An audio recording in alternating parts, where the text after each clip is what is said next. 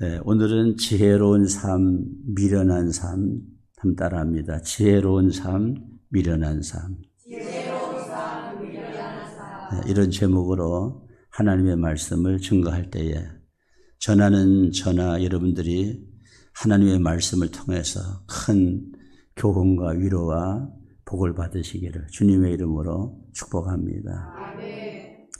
여러분이 잘 아시는 해밍웨이의 노인과 바다라는 작품이 있습니다. 그 작품은 저 쿠바의 늙은 어부 산티아고라고 하는 어부가 바다에 나가서 고기를 잡는 이런 얘기입니다. 그가 바다에 나가서 84일 동안 고기를 잡으려고 청새치를 잡으려고 애를 썼지만은 84일 동안 한 마리도 잡지 못했어요. 그런데 84일 만에 큰 청새치 한 마리를 잡았습니다. 기분이 좋았습니다. 그 청새치를 바다에 달고 이제 항구로 돌아오는데 상어떼가 나타났어요. 그래가지고 그 청새치를 막 뜯어먹는 겁니다. 그래서 뜯어먹기 전에 빨리 나와야지 하고 열심히 노를 저어서 도착했는데 나와보니까 이미 상어떼가 청새치를 다 뜯어먹고 앙상한 뼈만 남은 그런 결과가 되었다. 이것은 우리 인생을 가리키는 거지요. 어느 순간에 우리 인생이 이제 한몫 잡았구나, 성공했구나 생각을 했지만은 인생을 다 살고 나서 보면은 아무것도 남는 것이 없는 그런 것이 우리 인생이 아닌가 하는 것을 가르쳐 줍니다. 저 미국에 이제 많은 사람들 가운데서 1차 대전, 2차 대전, 한국의 6.25 전쟁을 통해 가지고 우리가 세계 평화를 도모하고 우방을 돕고 뭔가 보람 있는 삶을 살아보자. 이렇게 산 사람을 한 줄로다가 쫙 세워놓으면은 350리가 된다는 거야. 350리. 그런데 놀라운 거는 미국의 알코올 중독자들, 그것도 아예 병원에서 진단을 받은 환자만 한 줄로 세우면은 3,500리가 된다는 거죠. 그러니까 인류 평화를 위해서 뭔가 보람된 삶을 살았다는 사람들을 세우면 350리가 되지만은 알코올 중독자를 한 줄로 세우면은 3,500리가 된다는 거예요. 이거를 보면은 정말 값지고 보람 있게 산 사람 수보다는 뭔가 무의미하게 인생을 타락하는 삶으로, 보잘것없는 삶으로, 어리석은 삶으로, 미련한 삶으로 산 사람의 숫자가 훨씬 더 많다는 것을 우리에게 가르쳐 줍니다. 오늘 우리는 어떻습니까? 우리의 삶이 다른 사람과 비교해 볼 때 그래도 나는 보람 있는 삶, 지혜로운 삶, 하나님이 기뻐하시는 삶을 살 수 있다고 그렇게 자부할 수 있을까? 한번 이 시간 우리를 다시 한번 돌아보는 그런 귀한 시간이 되었으면 합니다. 오늘 성경은 말씀합니다. 지혜로운 자가 되라. 미련한 자가 되지 말고 지혜로운 자가 되라고 말씀합니다. 어떤 자가 지혜로운 자일까? 어떤 자가 미련한 자일까? 함께 말씀을 나누면서 우리 모두에게 은혜의 시간이 되기를 주님의 이름으로 축원합니다. 지혜로운 삶은 첫째는 세월을 아끼는 삶이라 그랬어요. 세월을 아끼는 삶. 우리 에베소서 5장 15절 16절 같이 읽습니다. 시작. 그런즉 너희가 어떻게 행할지를 자세히 주의하여 지혜 없는 자같이 하지 말고 오직 지혜 있는 자같이 하여 세월을 아끼라. 때가 악하니라 그랬습니다. 세월을 아끼는 삶이 지혜로운 삶이고 세월을 아끼지 않는 삶이 미련한 삶이라는 겁니다. 지혜를 아끼라고 하는 말은 지혜를 속량하라 이런 말입니다. 속량하라고 하는 말은 세월을 샀다고 해서 속량이라는 거는 돈 주고 사는 거거든요. 그러니까 세월을 아끼는 사람은 오늘이라고 하는 하루를 내가 돈 주고 샀다 이렇게 살아가는 겁니다. 그냥 우연히 나한테 왔다 이러면 오늘 하루를 허송할 수밖에 없어요. 그런데 오늘이라고 하는 하루를 내가 100만 원 주고 샀다. 500만 원 주고 샀다, 1000만 원 주고 샀다 이렇게 생각하면은 그날 하루를 무의미하게 보낼 수가 없는 거죠. 그러니까 세월을 아끼라는 거는 오늘 우리에게 주어진 하루하루를 내가 돈 주고 샀다는 생각을 가지고 그 하루를 살아갈 때에 세월을 아낄 수가 있는 것입니다. 이 세월을 아끼라고 하는 말을 칼빈은 말하기를 이렇게 말합니다. 마귀에게 빼앗긴 시간들을 되찾아내라. 마귀에게 뺏긴 시간 되찾아내라는 것이 세월을 아끼라는 뜻이라는 거예요. 일본의 어느 교수님이 일본의 중산층 셀러리맨의 30년 시간을 계산해 봤답니다. 30년은 1950일이거든요. 그 1950일을 어떻게 살았는가 하고 따져보니까 잠자는 시간이 3036일, 불쾌한 시간이 1596일, 담배 피우며 멍청하게 보낸 시간이 1140일, 텔레비전 보는 시간이 775일, 책 읽는 시간이 772일, 밥 먹는 시간이 707일, 전화 받고 잡담한 시간이 691일, 인사하고 모임이나 연회, 결혼식, 장례식에 간 시간이 1071일, 남의 흉보고 잡담한 시간이 441일, 술집에 간 시간이 266일, 마작한 시간이 258일, 할 일 없이 보낸 시간이 197일을 보냈다. 그러니까 이런 시간들을 보낼 때 그때 당시에는 그것이 중요했던 거예요. 안 하면 안 되는 일처럼 여겨졌던 것이에요. 근데 세월이 지나고 나니까 이것이 다 세상적인 시간이었구나. 거기에 무슨 전도한 시간도 없고 기도한 시간도 없고 성경 본 시간도 없고 가족을 위한 시간도 없고 남을 사랑한 시간도 없이 그냥 나만을 위해서 살았구나. 그런 시간들이었다는 거예요. 그래서 모세라고 하는 사람은 성경에 뭐라 했냐면은 지금 우리의 날이 얼마나 남았나, 내 인생이 얼마나 남았나. 여러분들이 다 연세가 있으시잖아요. 나이가 있으시잖아요. 지금까지 살아온 세월도 있고 앞으로 내가 산다면 얼마쯤 더 살 수 있을까? 이거를 생각해 보는 시간이 있잖아요. 그거를 생각하면서 살으라는 거예요. 모세가.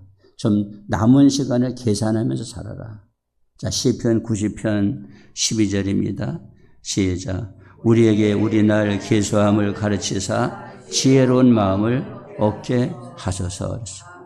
우리에게 우리 날 계수함을 가르치사 얼마나 내 인생이 남았나, 산다면 얼마쯤 더 살까, 이런 걸 생각하면서 좀 계산해 보면서 남은 인생만이라도 허송세월 하지 말고 지혜롭게 살아가는 인생들이 되라는 거죠.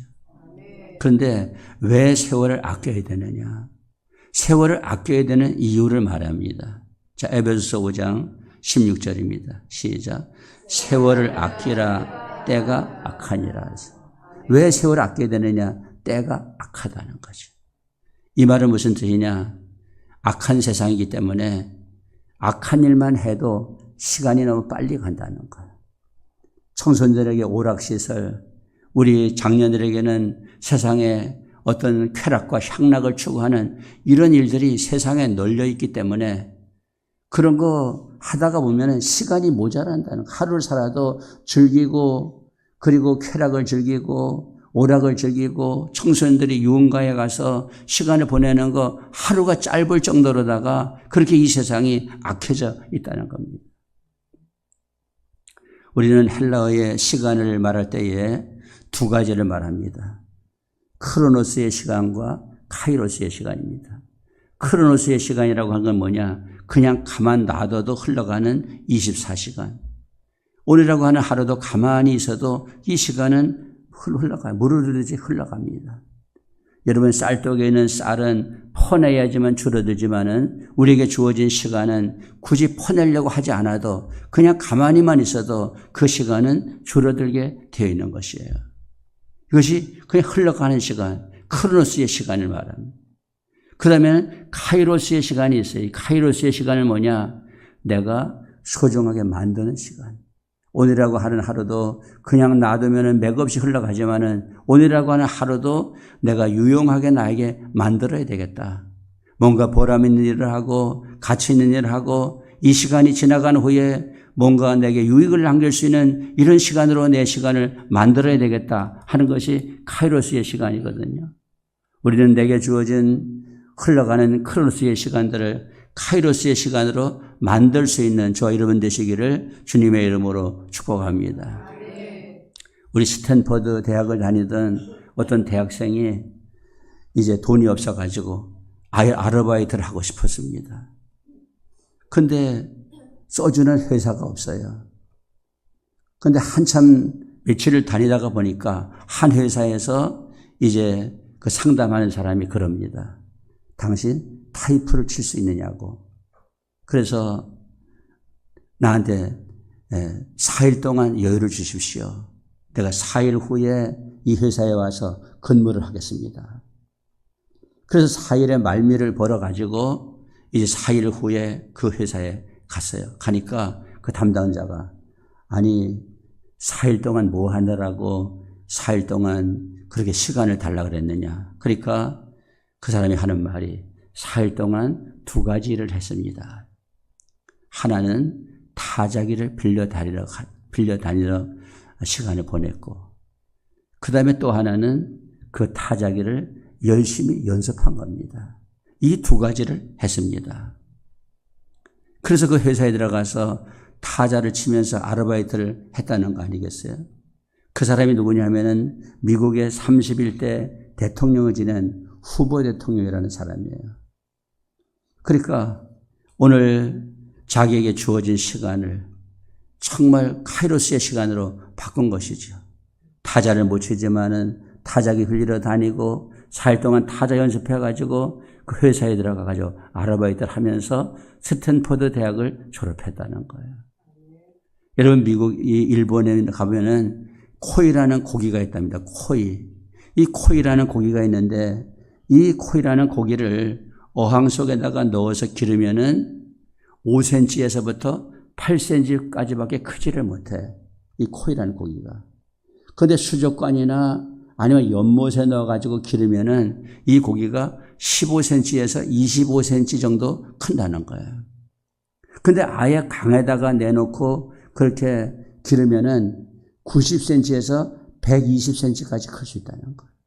같은 코인데 어떤 환경에서 어떤 그 꿈을 가지고 크느냐에 따라서 5cm, 8cm밖에 못 크고 15cm, 25cm밖에 못 크고 90cm, 120cm까지 클 수 있다는 것입니다. 여러분, 인생은 짧고 세상은 넓습니다. 이 짧은 인생을 좁은 공간 속에서 내가 꿈을 접고 살아가는 것이 아니라 꿈을 크게 가지고 하나님을 바라보면서 우리에게 주어진 이 크로노스의 시간들, 날마다 카이로스의 시간으로 바꾸면서 살아갈 때 큰 역사가 일어나게 되는 것이지요. 우리 찬송 가사에 보면은 아침 해가 돋을 때 만물 신선하여라. 나도 세상 지날 때 햇빛 되게 하소서. 주여 나를 도우사 세월 허송 않고서 어두운 세상 지낼 때 햇빛 되게 하소서 그랬습니다. 우리의 삶이 햇빛 되는 삶들이 되시기를 주님의 이름으로 축원합니다. 그 다음에 2번째로는 지혜로운 삶은 주의 뜻을 이해하는 삶이에요. 주님의 뜻을 이해하는 삶. 자, 에베소서 5장 17절 같이 있습니다. 시작. 그러므로 어리석은 자가 되지 말고 오직 주의 뜻이 무엇인가 이해하라. 그러니까 오늘 우리 인생 중에 창조주 하나님의 뜻을 이해하면서 살려고 하는 사람들이 있고 어떤 사람들은 하나님의 뜻이 무엇인지 상관할 필요 없어요. 내 뜻대로 살면 되는 것입니다. 우리가 어떻게 하나님의 뜻을 이해하면서 살 수 있을까? 여러분 잘 아시는 이해한다고 하는 말이 언더스탠딩 아니겠어요? 아래에 머무를 때에 우리가 이 뜻을 이해할 수 있어요. 내가 주님 안에 주님 아래 머물러서 주님을 바라다 볼 때에 주님의 뜻을 알 수 있는 것이지 주님 위에 군림하고 주님 위에 올라가면은 하나님의 뜻을 이해할 수가 없지요. 이 세상에 많은 사람들은 다 하나님 위에 올라가서 군림하고 교만하게 하나님을 짓밟고 살아가잖아요. 그러니까 하나님의 뜻이 뭔지 모르는 거예요. 그래서 성경은 뭐라고 말합니까? 이 세대를 본받지 말라고 말하는 거죠. 자, 로마서 12장 2절 시작. 너희는 이 세대를 본받지 말고 오직 마음을 새롭게 함으로 변화를 받아 하나님의 선하시고 기뻐하시고 온전하신 뜻이 무엇인지 분별하도록 하라 그랬어요. 우리가 교회를 다니면서 믿음의 삶을 산다고 해서 하나님의 뜻대로 사는 건 아닙니다. 우리 예수님이 죽은 나사로를 살렸잖아요. 죽은 나사로를 살리니까 저 사내들인 공회에서 예수님 죽여야 된다. 왜냐하면은 예수님이 지금 죽은 사람 살렸다라면 예수님의 인기가 올라가면은 자기들의 기득권이 땅에 떨어지잖아요. 그러니까 자기들 기득권을 유지하기 위해서 저 나사로 살린 예수를 죽여야 된다는 거예요. 그러면서 모의를 하는 거죠. 자, 성경 우리 요한복음 11장 43절 44절 시작. 이 말씀을 하시고 큰 소리로 나사로야 나오라 부르시니 죽은 자가 수족을 배로 동인 채로 나오는데 그 얼굴은 수건에 쌓였더라. 예수께서 이르시되 풀어놓아 다니게 하라 하시니라. 이게 나사로 살리거든요. 근데 11장 53절 보십시오. 시작. 이날부터는 그들이 예수를 죽이려고 모의하니라 하셨어요. 어떻게 이런 일이 일어날 수 있겠어요? 예수님 나사로 살리면은 우리 예수님 믿어야 된다. 그러면서 신앙으로 돌아가야 되는데 오히려 기득권 뺏길까 봐 저 나사로 살린 예수를 죽여야 된다는 거예요. 그러니까 저 예루살렘에 가면은 사내들인 공회라는 것이 있습니다. 그 사내들인 공회는 누구냐? 사두개파 제사장들, 그 다음에 장로들, 바리새인들, 서기관들이 모여가지고 72명으로 조직되어 있는 공회예요. 우리나라로 말하면 아주 엘리트가 모인 72명의 집단이죠. 근데 그들이 모여가지고 어떻게 하면 예수 잘 믿을까? 어떻게 하면 하나님의 뜻을 이해할까? 이런 거 의논한 것이 아니고 자기들 기득권 뺏기지 않게 해가지고 예수 죽여야 된다는 이런 모의를 했다. 그들이 행한 일이 그런 일이었다는 거예요. 자칫 잘못해서 우리도 하나님의 교회에 모여서 하나님의 뜻을 이해하고 하나님의 기쁘시게 하는 삶보다는 우리의 기득권을 놓치지 않게 한 그런 몸부림을 칠 가능성도 많이 있다는 거죠. 여러분, 1453년에 저 회교 군대가 콘스탄티노플을 점령하게 됩니다. 콘스탄티노플은 그 당시 중세시대의 기독교의 성지라고 할 수 있어요. 근데 회교 군대가 들어오면은 그 성지가 기독교의 지배를 받느냐, 회교의 지배를 받느냐, 기로에 놓일 수밖에 없는 그런 아주 기로에 놓여 있는 그런 때지요. 그럼 교회가 뭐 해야 되겠어요? 교회가 모여서 기도하고 금식하고 우리가 이 기독교 성지가 회교의 지배를 받으면 안 되는데 그런 안타까운 마음을 가지고 있어야 되는데 교회에 있는 사람들이 뭐 의논했느냐. 성모 마리아 상을 세우는데 눈 색깔을 어떤 색깔로 해야 되느냐. 천사가 있는데 그 천사가 남성이냐 여성이냐.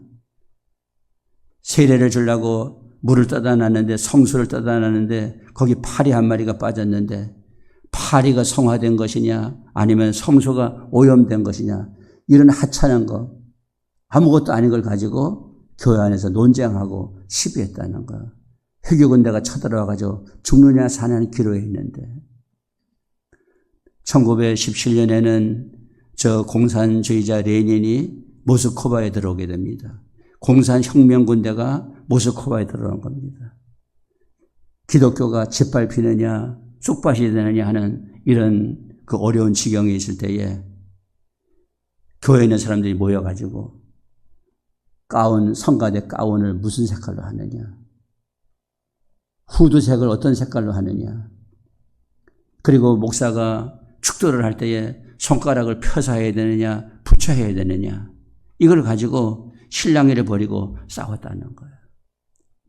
그리고 우리 신앙이라고 하는 것이 이렇게 교회에서 모여서 믿음 생활을 한다고 하지만은 얼마나 우리가 하나님의 뜻에 접근하고 있고 얼마나 주님이 기뻐하시는 뜻을 행하고 있느냐 하는 걸 우리가 생각해 봐야 되는 거죠. 여러분, 우리는 주님의 뜻을 이해해야 됩니다. 내 뜻을 앞세우지 말고 주님의 뜻을 앞세우는, 주님의 뜻을 이해할 수 있는 저희들이 되어야 되겠습니다. 좋은 글이 있어서 제가 소개를 합니다.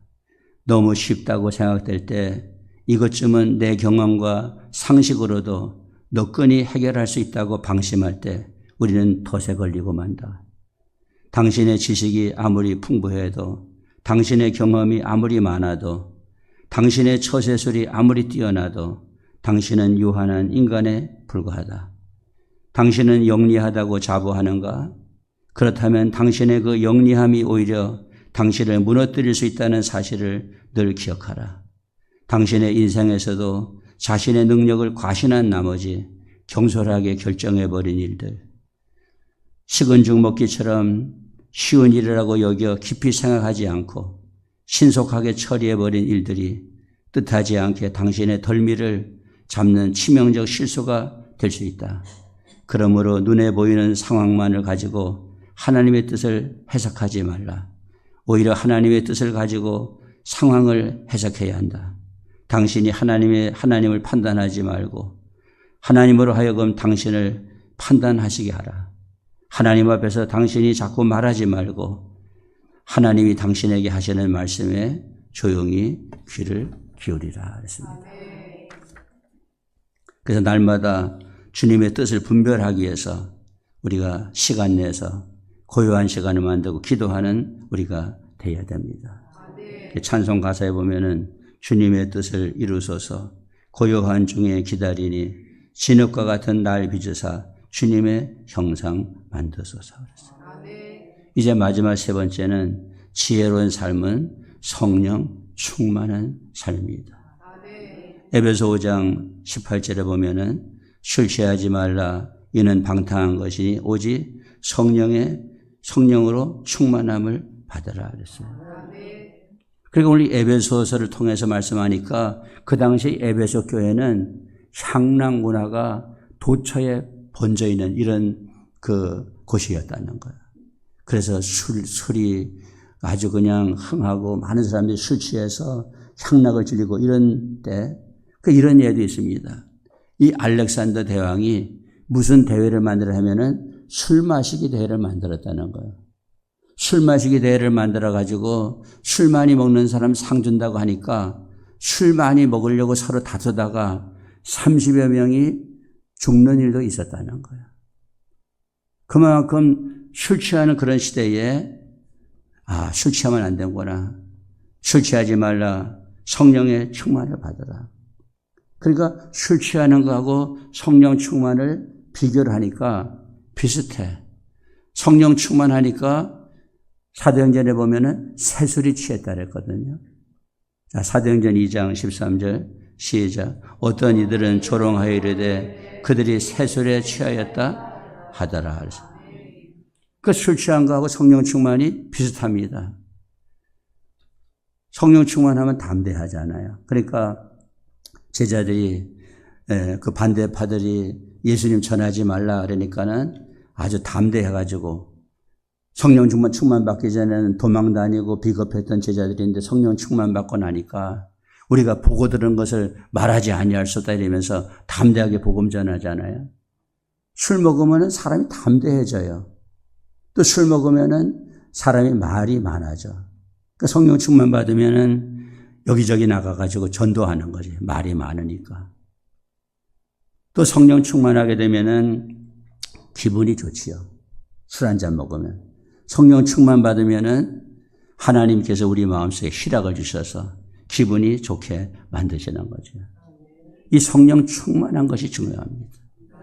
우리 시카고의 무디 교회에 폴 레이더라고 하는 목사님이 계신데 그분이 성령 충만에 대해서 이렇게 비유를 했어요. 어떤 예를 들었냐면은 자기가 어느 날 길을 가다가 보니까 한 소년이 저 벽에다가 얼굴을 대고 있는 거예요. 근데 이따금씩 엉덩이를 들어가지고 펄쩍펄쩍 뛰면 막 엉덩이 들어서 펄쩍펄쩍 뛰면서 그냥 그 벽에 머리를 대고 있는 거예요. 참 저놈이 미쳤구나. 미치지 않고서는 어떻게 벽에다가 얼굴 대고 저렇게 펄쩍펄쩍 뛸 수 있느냐. 나중에 알고 보니까 그 벽에 요만한 구멍이 있는 거야. 요만한 구멍이 있는데 그 앞에 구멍 앞에는 뭐가 있냐면은 경기장이 있어요. 야구 경기장이 있어요. 야구 경기장이 있어가지고 자기 팀하고 다른 팀하고 경기가 붙어가지고 경기를 하는데 엉덩이를 들어가지고 펄쩍펄쩍 뛸 적에는 자기 팀이 안타를 친 거예요. 자기 팀이 안타를 치니까 그냥 엉덩이 들어가지고 펄쩍펄쩍 뛰면서 좋아하는 거지. 성령 충만이 바로 저거구나.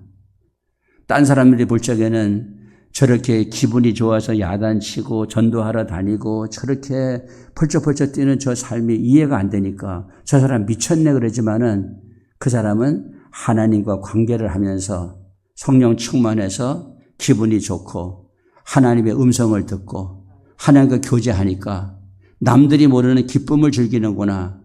성령 충만은 바로 그것이구나. 남들이 이해할 수 없는 하나님과의 교제 속에서 기쁨을 누리는 삶이 성령 충만한 삶이구나 하는 것을 알게 됐다는 거예요. 여러분, 세상에 누가 뭐라고 하든지 간에 하나님과 올바른 관계를 맺으면서 성령 충만한 삶을 살게 될 때에 남들이 볼 적에는 미친 것 같은 그런 기쁜 삶, 평화의 삶, 하나님의 뜻을 이해하는 삶, 그리고 가치 있는 삶을 살게 될 줄로 믿습니다. 대각성 운동을 일으켰던 찰스 핀이라고 하는 사람은 원래 변호사였어요. 그런데 어느 날 성령 충만 받았습니다. 성령을 그만 좀 부어주시옵소서 할 정도로 하나님께서 그에게 성령을 부어주셨다고 합니다. 그러고 나서 자기 자신에게 자기가 물어봤어요. 내가 변호사로 앞으로 살게 되면은 뭘 할까? 그렇지, 법률사무소를 차려야 되지. 그러면 결과가 뭘까? 돈을 많이 벌겠지. 명성을 얻겠지. 큰 집도 살 수 있고 내가 원하는 꿈을 이룰 수도 있겠지.